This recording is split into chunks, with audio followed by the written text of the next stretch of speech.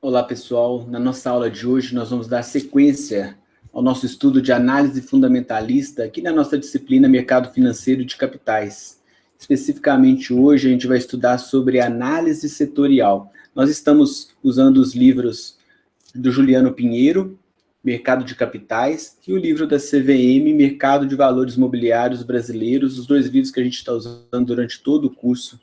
Nós vamos falar de análise setorial que está dentro de um ambiente maior que a análise fundamentalista. Nós já estudamos o ambiente macroeconômico, agora nós vamos descer um degrau neste estudo, estudar características dos setores da nossa economia. Nós estamos fazendo análise fundamentalista nesse curso através da abordagem top-down.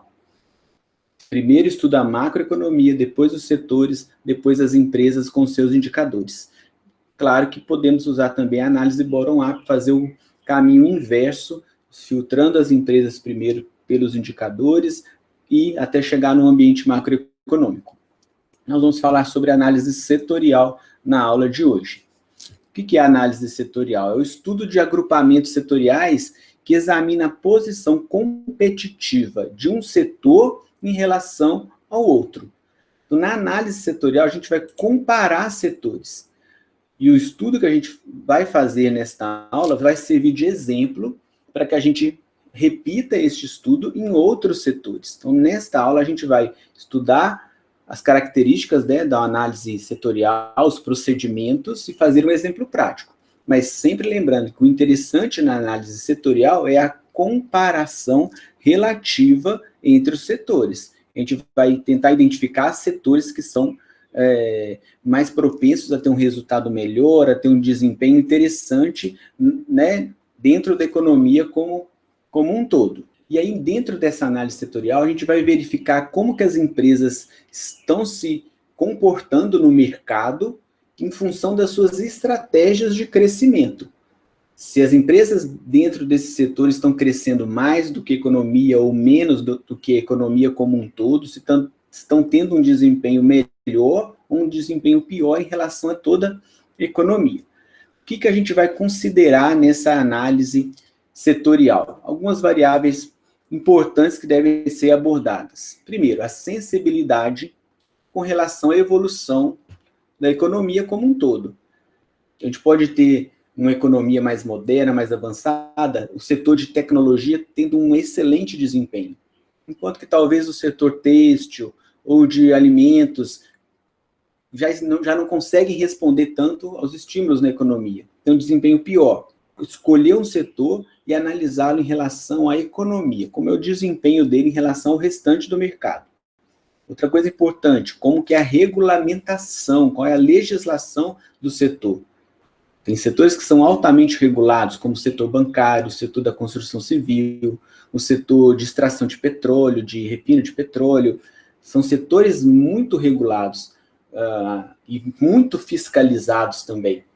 Então, como que o setor é sensível às regulamentações? É fácil entrar e sair desse setor? É fácil se adaptar às leis desse setor? É importante a gente levar isso em consideração também. Outra coisa muito importante, que nós vamos falar mais detalhadamente mais à frente, é, claro, o ciclo de vida do setor. Da mesma forma que a gente estuda o ciclo de vida de um produto, né, a gente também pode estudar o ciclo de vida de um setor como um todo. Se ele está em fase de crescimento, de desenvolvimento, de maturação ou de queda, para a gente saber qual é o momento de entrar comprando ações de empresas de um setor. Então, um setor que está em franco crescimento, a possibilidade de valorização das ações é muito grande. Se é um setor que está em uma fase de maturação, as empresas provavelmente vão ser boas pagadoras de dividendos, a empresa já está estabelecida no mercado. Se é um setor que, por avanços tecnológicos, está ficando para trás, será que compensa investir em setores desse tipo? Então, estudar o ciclo de vida é muito importante na hora de escolher setores para fazer o investimento. Da mesma forma, como é a estrutura de oferta desse setor. Então, por exemplo, o setor de energia elétrica é muito complexo, porque a estrutura de oferta depende da produção de energia, da transmissão de energia, da distribuição de energia. Serviços oferecidos por empresas diferentes. É um setor altamente regulado. Entender a estrutura de oferta de um setor assim não é tão simples. Vai exigir um tempo a mais de estudo, de pesquisa, para conhecer como aquele setor opera. Já o setor de alimentos, essa estrutura de oferta ela é relativamente mais simples, né? Vai depender da compra da matéria-prima, dos insumos, dos meios de produção, e assim até chegar o produto no cliente final. Pode ser mais fácil de entender como funciona todo esse processo, não é? Outra coisa muito importante, se os preços são voláteis no setor que a gente deseja investir, se há grande oscilação de preços, que é o caso que acontece com o minério, com o petróleo, com as commodities em geral. São setores que são afetados pela oscilação de preço a todo momento. Então, o investidor pode comprar ações de uma empresa que tem um bom desempenho porque o preço está bom. Mas quando chega talvez uma entre-safra ou uma crise no comércio internacional, o preço desaba. Vai afetar o desempenho da empresa, vai afetar a cotação das ações. Então, entender como que o setor responde a essas oscilações de preço é muito importante. Outra coisa interessante, tendências de curto e médio prazo. E a gente vai falar aqui de avanços tecnológicos. A gente vê muito a influência e o uso da tecnologia no setor bancário. O setor bancário brasileiro tradicional já é muito tecnológico. Nós temos um sistema bancário muito moderno. Mas qual é a tendência para o médio, curto prazo, inclusive? Será que esses grandes bancos vão se manter no mercado? Vão se adaptar rapidamente à tecnologia, reduzir custos, oferecer um serviço mais prático para os clientes? Será que num curto e médio prazo investir no sistema bancário, de ações do sistema bancário, vale a pena? Isso é uma coisa que tem que ser levada em conta ao escolher um setor. A gente pode comprar ações de empresas que daqui a 4, 5 anos nem vão existir mais, porque a tecnologia pode ter mudado, não é? E mais uma variável muito importante que a gente tem que considerar aqui, a concorrência estrangeira. E a gente vê muito bem essa concorrência estrangeira no próprio mercado de commodities, da exportação de frangos, de carnes, de grãos. O Brasil tem concorrentes em outros países. Então, se acontece talvez um problema ambiental no Brasil, um problema sanitário, a gente pode perder mercado para concorrentes internacionais. Mesma coisa vai acontecer nos setores de construção civil, de construção pesada, né? Muitas empresas vêm para o Brasil fazer investimentos no Brasil, grandes obras, e a gente está vendo isso acontecer em outros países, em outros continentes, com a grande presença da construção civil chinesa, por exemplo. Isso é uma ameaça, é uma concorrência às empresas do setor que a gente deseja investir, e nem se fala em termos de tecnologia, setores nós falamos do setor bancário, mas setores de tecnologia, de comércio, né, de comércio eletrônico, de atendimento mais prático para os clientes, como é que as empresas estrangeiras estão ganhando o mercado no Brasil? O setor de varejo, a gente já percebe uma grande concorrência de empresas como Magazine Luiza, Via Varejo, competindo com a Amazon, competindo com o Mercado Livre. Isso pode ser uma ameaça à estabilidade de empresas nacionais? A gente tem que ficar atento com relação a isso também. Então, no estudo, fazendo uma análise setorial, a gente tem que lembrar de levar em consideração variáveis desse tipo. E eu queria destacar e falar um pouquinho mais sobre duas dessas variáveis, que vão ser a do ciclo de vida. Vamos falar um pouquinho sobre essa questão do ciclo de vida. A gente vai ter ali 4 estágios, e provavelmente isso não seja uma grande novidade para a maioria de vocês, mas aqui é bem simples. A gente vai considerar setores que estão no estágio inicial, no seu processo aí de evolução, empresas que estão tendo um desempenho, um crescimento extremamente acelerado. A gente vê muito isso no setor de tecnologia. Startups que se lançam no mercado já com um produto, né, pré-acabado, já vão ganhando o mercado, clientes, captando clientes para oferecer seus serviços. Então, ele vai ter um crescimento extremamente acelerado. E esse crescimento não é necessariamente de lucros, é de venda, não necessariamente de lucro. A gente vê isso em startups, empresas que demoram a dar lucro, mas estão crescendo muito, ampliando a sua base de clientes.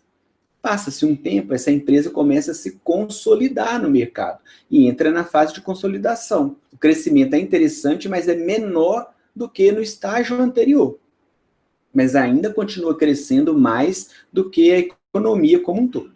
E aí vem a maturidade. O setor entra num processo de crescimento bem parecido com o restante da economia, para depois entrar numa fase de queda, onde a economia vai crescer mais do que o setor. Mas, ao completar todo esse ciclo, não quer dizer que o setor vai acabar e vai deixar de existir. Não, não necessariamente. Olha o exemplo da construção civil. De tempos em tempos, os vários governos brasileiros lançam programas de incentivo à construção civil. Nós já tivemos recentemente o Minha Casa Minha Vida, agora a gente tem o programa do governo atual, a Casa Verde e Amarela, lá antigamente a gente teve o Banco Nacional de Habitação, então isso é comum. E a gente percebe claramente o ciclo de vida da construção civil. Quando vem os estímulos do governo, o setor entra num período de franco crescimento. Depois vem a consolidação e a maturidade. Quando os recursos públicos de incentivo à construção diminuem, o setor entra numa fase de queda, de crise, para logo depois retomar o fôlego e expandir o crescimento novamente.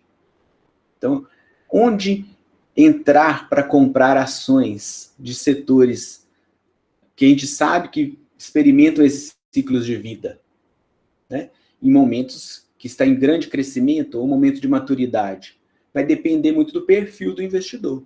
A empresa mais consolidada, madura, ela vai poder pagar mais dividendos do que aquelas que estão em grande crescimento, mas não estão gerando lucro.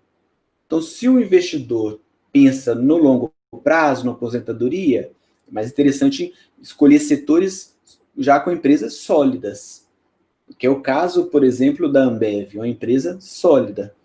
Não é uma empresa de grandes inovações, já tem um mercado ali garantido. Nós falamos do setor bancário, é um setor que está ali talvez no intermediário, né? O início, consolidação, o início para as fintechs, né? É bom lembrar disso, e consolidação e maturidade para os bancos tradicionais, que não demonstra que esse setor vai ser um setor que vai entrar em queda no curtíssimo prazo. Não vai. Bancos sempre ganharam muito dinheiro no Brasil e a tendência é isso se prolongar aí no futuro. Então, é um setor que tem um ciclo de vida muito maior e menos instável, mais homogêneo, né? E eu queria falar com vocês também um pouquinho sobre as estratégias, algumas possibilidades que as empresas muitas vezes aproveitam de algumas situações para se manter no mercado, muitas vezes são ameaçadas por alguns cenários que podem fazer com que as empresas percam participação no mercado. E algumas dessas estratégias são as seguintes: barreiras à entrada. Para o consumidor, se a gente pensar com a cabeça de consumidor, é mais interessante que tenha um número maior de empresas competindo no mercado, porque o preço tende a cair. A gente tiver uma estrutura de mercado de concorrência perfeita, então o preço seria o de equilíbrio, exatamente o de equilíbrio. Mas se a gente pensar com a cabeça de investidor, ter uma barreira à entrada a novos concorrentes é melhor. Porque se a gente compra ações de uma empresa monopolista, ela vai ter um grande lucro garantido, essas ações vão valorizar mais. Se a gente compra ações de uma empresa que está num mercado de grande concorrência, a margem de lucro é muito menor. E a distribuição depois de dividendos vai ser menor também. Então, a barreira à entrada é uma perspectiva que a gente deve levar em consideração ao escolher o setor para investimento. Que agora a mentalidade do investidor não é necessariamente a do consumidor. É melhor um mercado mais concentrado que garanta um lucro maior. Ok? Mas, para a gente pensar com a cabeça de consumidor, é melhor não ter barreira à entrada, né? Ter grande concorrência. E é isso que as grandes empresas, as empresas que estão ali na fase de consolidação e maturidade, buscam. Proteção de mercado. Elas terem um mercado garantido para elas. E muitas dessas grandes empresas acabam trabalhando ou fazendo lobbies no Congresso e tentando passar algumas leis que as protejam ainda mais, que dificulta a entrada de outros concorrentes. Às vezes a regulamentação é tão excessiva, tão grande, que praticamente impede um novo player entrar no mercado. E isso, para os investidores, para os acionistas, é vantajoso. Não é curioso como é que esse cenário se apresenta? Achar um meio termo aí seria o ideal. Outra coisa importante que a gente deve considerar, a competitividade em custos.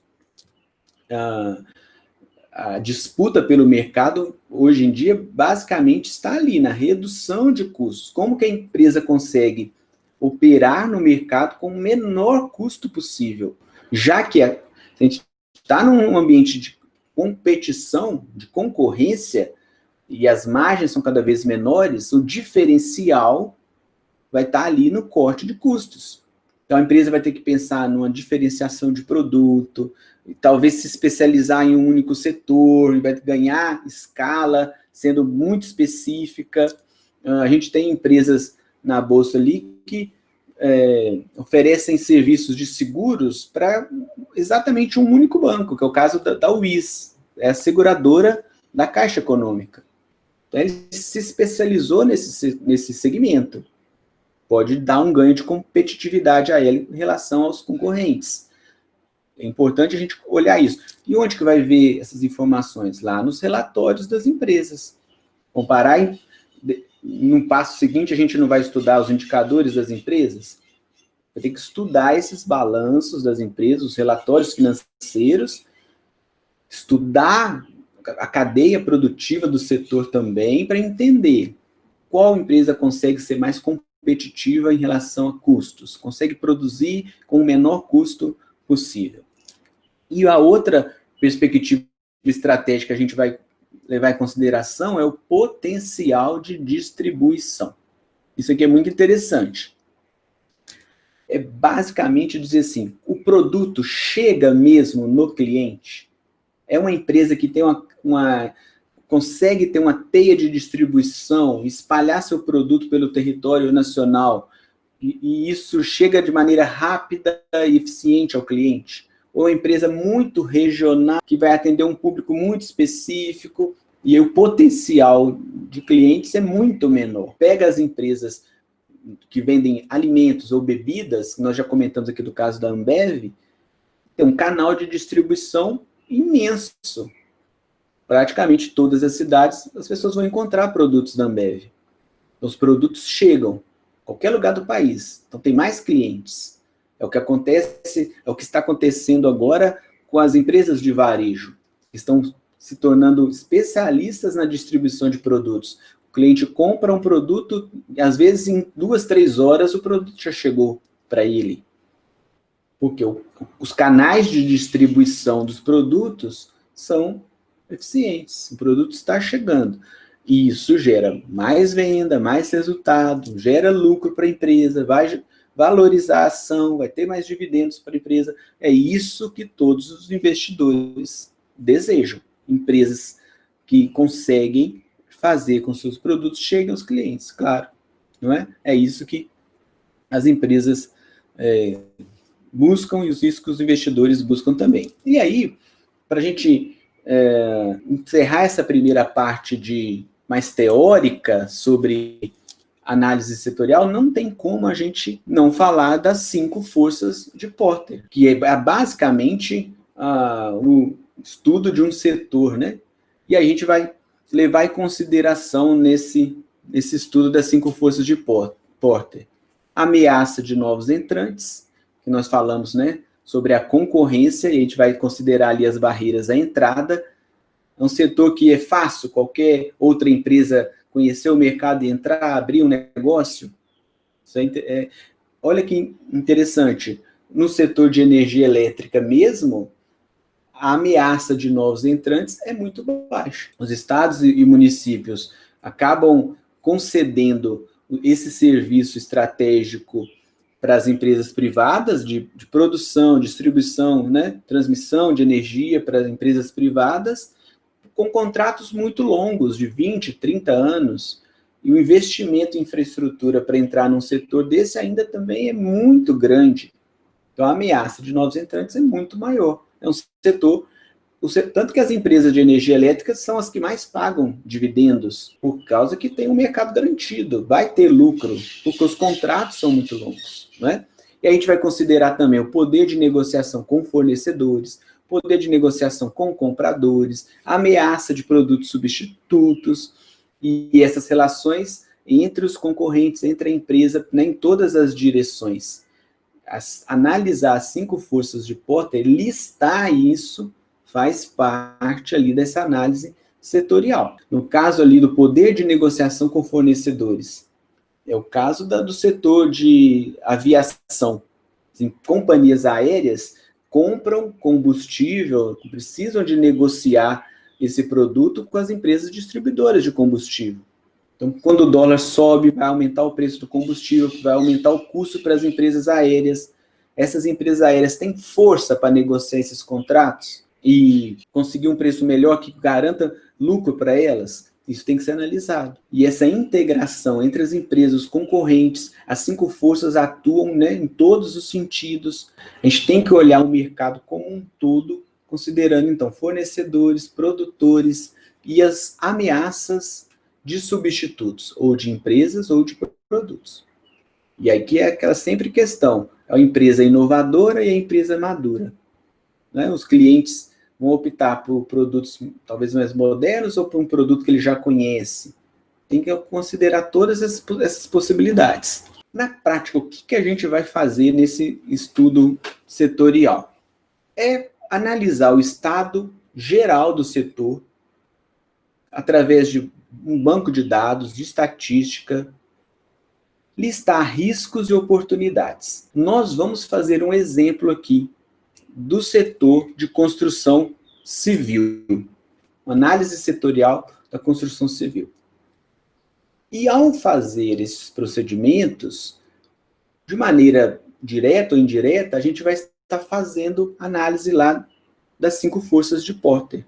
Nós vamos estudar os dados, riscos e oportunidades, já faz um serviço completo, vendo as características do setor. Escolhi para esse semestre a análise do setor da construção civil, porque é um setor que está sendo muito comentado, né, nos noticiários, nas análises de muitos especialistas. A gente está vendo isso acontecer nas cidades, um novo começo de um ciclo para a construção civil. Eu acho que vai ser mais interessante a gente estudar esse setor. E a maneira que a gente fizer essa análise para esse setor, depois a gente pode repetir para os outros setores, identificar setores que são mais interessantes para investimentos, tá bom? Coloquei algumas sugestões de sites de pesquisa, a gente buscar as informações, que é o site do IBGE, tem um banco de dados imenso, faz uma análise setorial, né? Muito interessante. Coloquei também ali o site da Câmara Brasileira da Indústria da Construção. Coloquei ali 2 sites deles, um site mais institucional e um site de banco de dados, que é o CBIC Dados. Eles fornecem análises, o acompanhamento de vários indicadores da indústria da construção civil. Coloquei também ali 2 sites de sindicatos patronais, ou sindicatos da indústria da construção civil, que é o site do Sinduscon, que tem para todos os estados aí do Brasil. Coloquei ali como sugestão de Minas Gerais, o de São Paulo, é o maior mercado da construção civil, lá o estado de São Paulo, tá bom? Mas esses sites, eles também trazem muitas análises, pesquisas, tendências do mercado e também um banco de dados muito interessante sobre o setor da construção civil, tá bom? Vamos começar estudando algumas estatísticas do setor. Eu trouxe aqui para vocês informações da Câmara Brasileira da Indústria da Construção. Então, nós vamos começar a nossa análise setorial analisando alguns gráficos. E o primeiro que eu quero mostrar para vocês é o de unidades residenciais lançadas, comparando ao longo do tempo, né, desde janeiro de 2017 a junho de 2020. Olha como é cíclico o setor, né? Tem momentos de crescimento, de baixa, um bom resultado aqui em 2019, chegou a quase 175 mil unidades lançadas em dezembro aqui de 2019, vem a queda com a pandemia. E os valores aqui de junho estão um pouquinho já abaixo do valor do ano passado. Essa linha pontilhada entre o gráfico aqui, justamente é a equação da reta, feita lá pela análise de regressão, que vai combinar todos esses pontos do gráfico, traçar uma linha média aqui, central. A gente consegue ver a distância de cada ponto em relação aos valores centrais aqui. Essa reta vai representar todos esses valores, né? Se a gente detalhar esses dados por região, a gente vai ver que o desempenho do segundo trimestre de 2020 em relação ao primeiro trimestre de 2020 foi bem ruim, foi menos 20%. E região norte foi a que mais caiu, quase 72%. Região centro-oeste foi a que menos caiu. A região centro-oeste ainda é uma região em crescimento populacional. Muitas famílias saem do sul, do sudeste, do nordeste, vão para lá buscar novas oportunidades. Uma região que as cidades estão ficando maiores, um adensamento populacional ainda acontece naquela região. A gente comparar com o segundo trimestre do ano passado, aí o desempenho foi bem pior, quase 61% negativo. Novamente, a região que mais foi prejudicada foi a região norte, menos 73%. Mas olha a região sudeste, ó, menos 68,3%. É uma queda muito, muito grande. Nós vimos de unidades lançadas, que seriam as novas obras sendo oferecidas aos clientes. Uma queda significativa. O que a gente vê também nas unidades vendidas. Também vai ter uma queda. O gráfico também é cíclico, né? E junho de 2020 foram vendidas 165 mil unidades residenciais, de acordo com os dados aqui da CBIC. Por região, fazer essa análise agora por região, olha o que a gente percebe. Que enquanto que as unidades lançadas diminuíram em todas as regiões, nas comparações dos trimestres que a gente fez, as unidades vendidas foi um pouco diferente. Comparando os trimestres de 2020, região norte teve maior venda. Região centro-oeste também teve um aumento nas vendas. Se comparar com o trimestre do ano passado, região nordeste teve uma venda melhor, região sul também teve uma venda melhor. Quando a gente olha todo o país, o resultado foi pior, tanto comparado com o primeiro trimestre, que seria natural acontecer isso, por causa da pandemia, e foi pior do que o trimestre do ano passado. Mas por que as unidades vendidas, em alguns casos, foi superior? Porque elas estavam prontas, né? Era mais fácil oferecer essas unidades para os clientes, provavelmente com algum desconto, do que as empresas começarem novas obras ou terminarem obras iniciadas, uma vez que, no período mais intenso da quarentena, todo o setor de construção civil praticamente foi parado, né? Não teve atividade. Por isso que as unidades lançadas teve um desempenho muito pior que as unidades vendidas. E no caso das unidades vendidas, essa venda pode ser feita de maneira remota. O primeiro contato, aquelas primeiras conversas, para depois se marcar uma visita, relativamente mais fácil isso. A gente comparar os lançamentos e as vendas, né, sobre o que a gente está fazendo, as unidades lançadas estão aqui na coluna em azul e as vendidas na coluna amarela.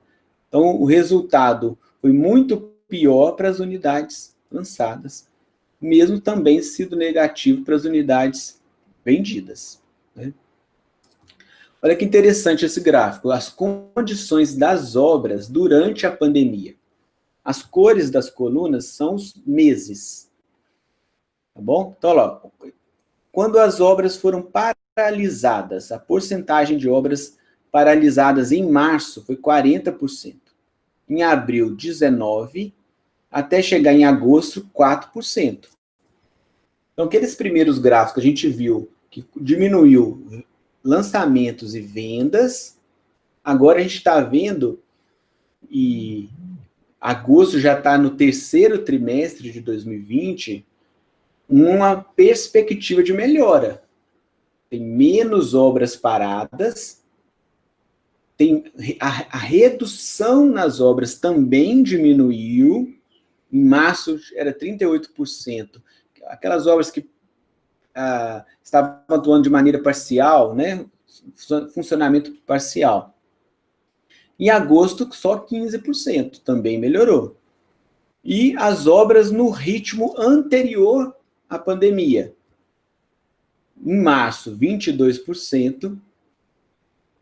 Abril, 81%. Ali significa que em abril, 81% das obras já estavam funcionando no mesmo ritmo antes da pandemia. Isso é muito interessante. Ainda mais que agora tem juros baixos, um crédito do governo, possibilidade de a flexibilização acontecendo, é normal que o ritmo das obras aumente novamente. Olha essa pesquisa que interessante. Em agosto de 2020, foi feita uma pesquisa sobre a intenção de compra de imóveis nos próximos 2 anos. Olha o que dá o resultado. 60% diz que não tem intenção de comprar nenhum imóvel nos próximos 2 anos.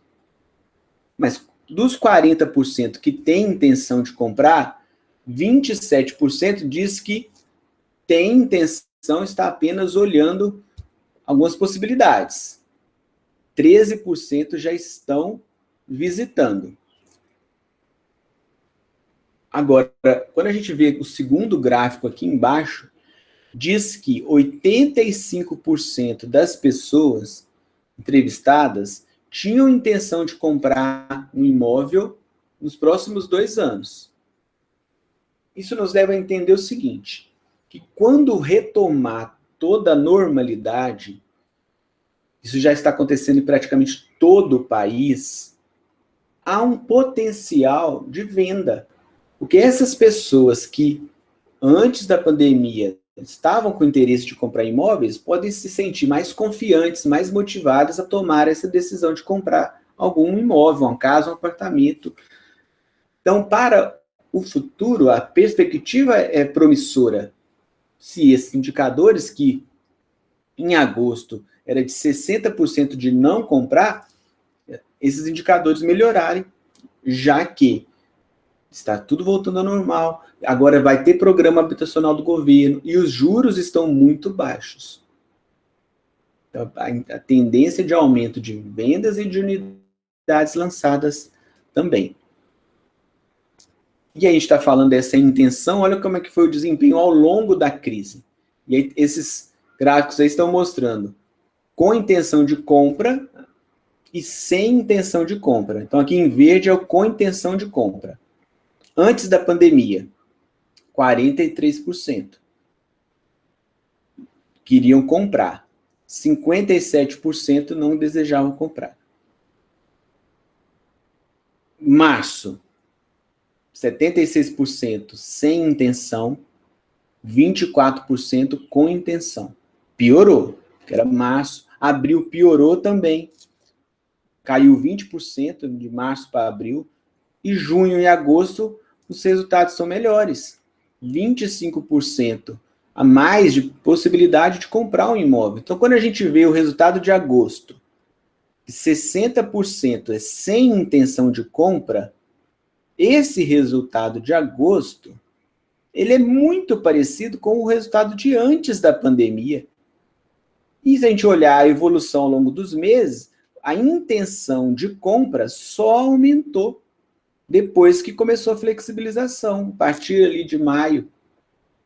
Isso é muito interessante para a gente olhar a sequência, né, nos próximos meses, como que esse mercado vai ter um potencial de crescimento muito grande. Porque consumir um produto como esse não é uma coisa que a pessoa toma uma decisão de um dia.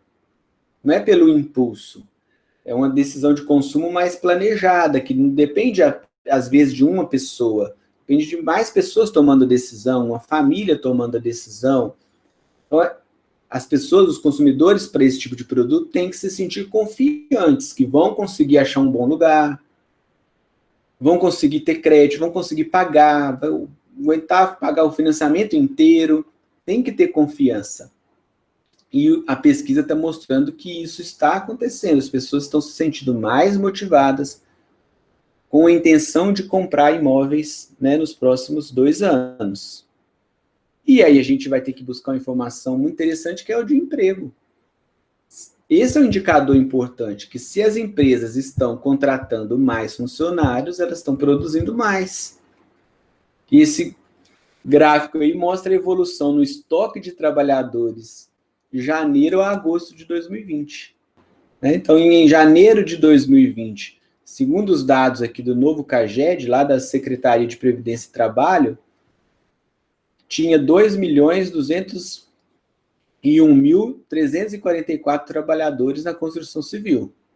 Teve uma melhora em fevereiro e, é claro, depois de março até que maio, foi a demissão em muitas cidades, muitas empresas fechadas, mandaram os trabalhadores embora.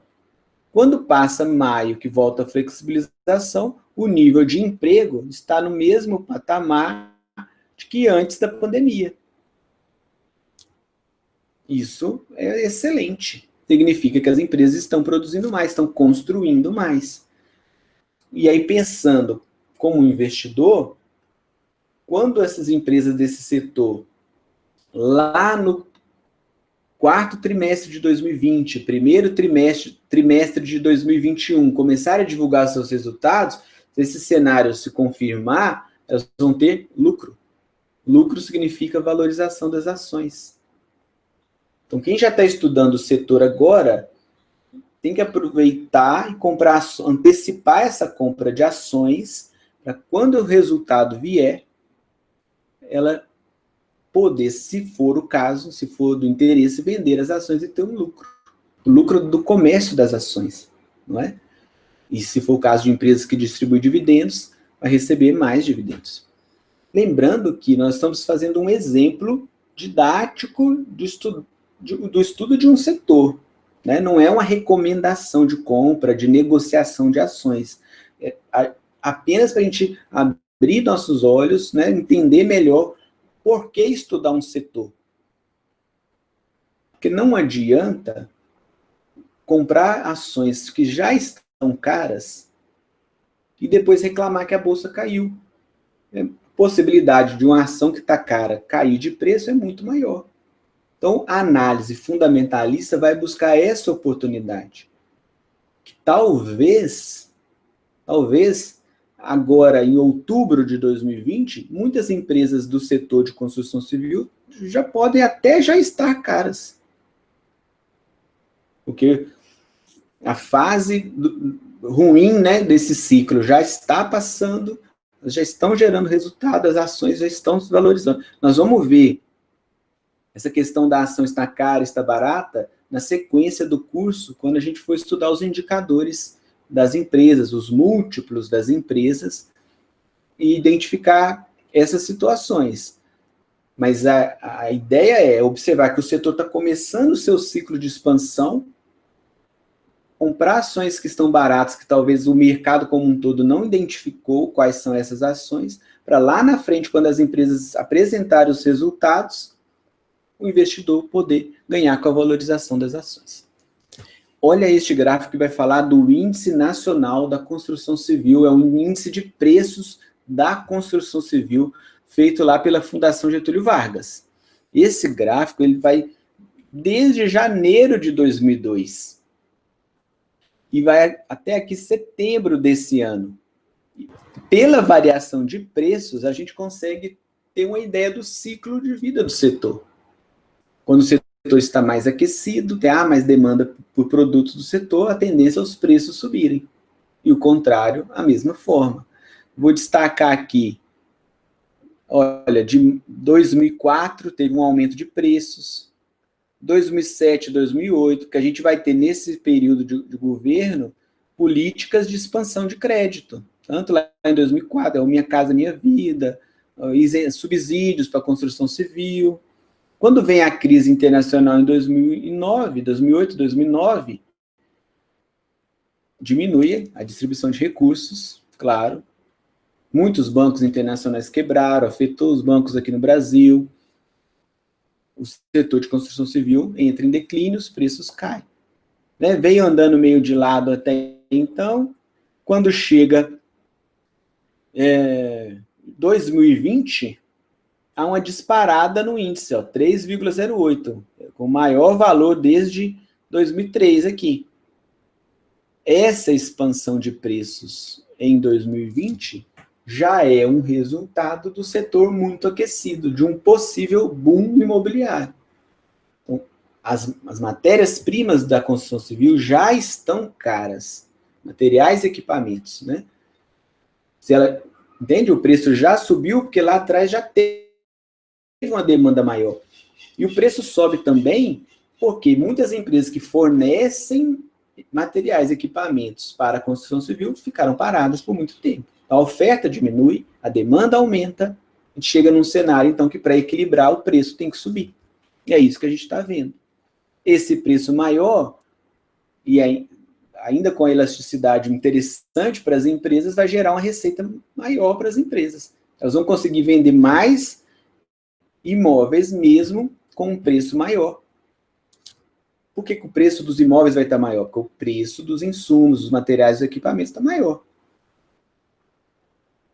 Ah, mas não faz sentido. Faz porque está tendo expansão de crédito. A base monetária no país aumentou. O governo injetou dinheiro no mercado. A inflação acontece porque tem demanda. É isso que está acontecendo. Para as empresas, esse preço alto, mesmo tendo demanda, é muito bom. E agora eu peguei essa informação de preço detalhado ali por tipos de materiais, de produtos usados na construção civil. E essas variações estão acumuladas de janeiro a setembro de 2020.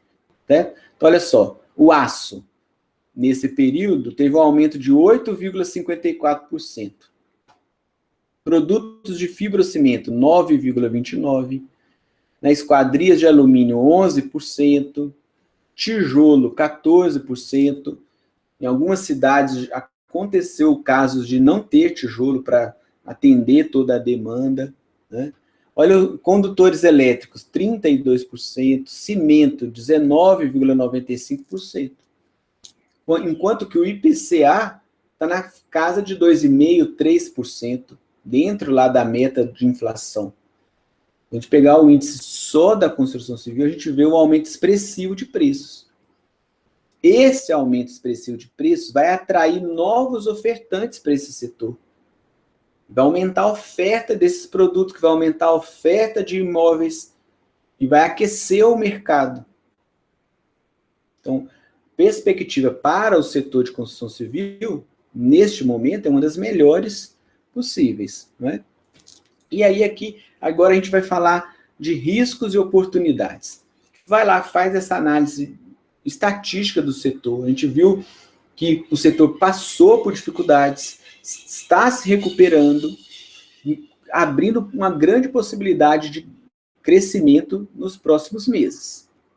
Só que isso tem risco. Nós vamos falar desses riscos, depois vamos terminar falando das oportunidades. sempre quando tem aumento de concessão de crédito, a gente percebe que também vai ter um aumento de inadimplência, porque as instituições financeiras acabam fornecendo crédito para pessoas sem crédito, sem ter uma avaliação de perfil de risco dessas pessoas. Foi o que aconteceu em 2008. Bancos americanos emprestavam dinheiro para pessoas que não tinham condições de pagar. E no setor da construção civil, isso é um grande risco. Não adianta nada os juros estarem baixos, o governo fazer um programa habitacional e as famílias não pagarem. Se o mercado reverter, nós estamos falando de futuro, a gente não tem uma bola de cristal, nós estamos falando de possibilidades, de cenários. Um cenário positivo a gente está falando, mas se isso se reverte, pode gerar um aumento de inadimplência muito grande. E essas grandes construtoras, né, de imóveis, elas dependem do dinheiro que as famílias, que os clientes vão pagando para realizando as suas obras, não todas, né, mas isso é muito comum. A inadimplência é um grande fator de risco. Outra coisa, alterações na legislação. Está programado, por exemplo, para o ano que vem, mudanças no plano diretor da cidade de São Paulo. O plano diretor é um projeto que o município faz para fazer as divisões de áreas na cidade, o que pode ser construído ou não, o que pode estar no centro, o que tem que ficar mais nas periferias, a organização da cidade. Inclusive o tamanho dos imóveis, né, a altura dos imóveis, isso está na legislação, no plano diretor de cada cidade. Então as construtoras têm que acompanhar essas alterações. E isso pode ser um risco. Estava vendo alguns vídeos essa semana e alguns comentários de por que muitos imóveis em São Paulo estão adotando as varandas gourmets. Muito por causa da legislação. Para diminuir e aproveitar ao máximo o espaço e pagar menos impostos. Né? Está dentro da lei. Então, leva a mudanças até na arquitetura das construções. As construtoras têm que estar atentas a essas mudanças, né? Pode ser um risco. Acidentes de trabalho, o custo com pagamento de indenizações, são riscos sempre presentes nesse setor. Isso vai, e esses cuidados geram custo para as empresas. Cuidados que devem ser tomados, mas que geram custos. Isso pode representar um risco também, afetar o desempenho das empresas. E, claro, a flutuação no preço dos insumos. As obras demoram muito tempo para ficarem prontas. Então, lá no início, quando se faz um planejamento do projeto, né, se elabora o projeto, todas as fases da construção, pode ser que lá no meio, no término da obra, os preços dos insumos aumentaram. Vai afetar o desempenho do negócio, vai afetar, né, o resultado das empresas. A flutuação nos preços, isso aqui também é um risco. Vou falar um pouquinho das oportunidades. E a gente já comentou um pouquinho que é um setor que tende a crescer muito nos próximos meses. Há uma possibilidade de a gente estar vivendo um ciclo longo de juros baixos. Não há uma sinalização para os próximos meses que o Banco Central vai voltar a aumentar a taxa de juros. Esse longo ciclo de juros baixos é um grande estímulo para o setor de construção civil. O novo marco legal de saneamento foi aprovado no Congresso, permitindo que as prefeituras municipais façam parcerias com as empresas para obras de saneamento, né? Talvez mais de 80% das cidades brasileiras não têm uma rede de saneamento adequada. Fica tudo ainda a cargo de empresas públicas. Como agora vai poder haver essa parceria, a contratação de empresas privadas para fazer esse tipo de serviço, vai abrir uma possibilidade para o mercado de construção. Tá bom? Inovações tecnológicas é uma possibilidade, é uma oportunidade, né, para as empresas, produzindo de maneira mais rápida, mais segura, com construções pré-moldadas, que acelera, agiliza todo o processo, até mesmo em termos de desperdício de resíduos, é muito menor, mais fácil de dar o andamento à obra, né?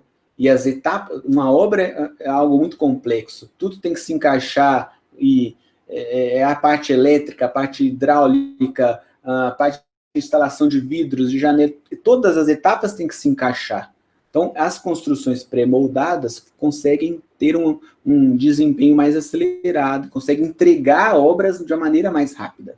Essa união de tecnologia, buscando construções mais rápidas e com menor desperdício de recurso, é uma grande oportunidade.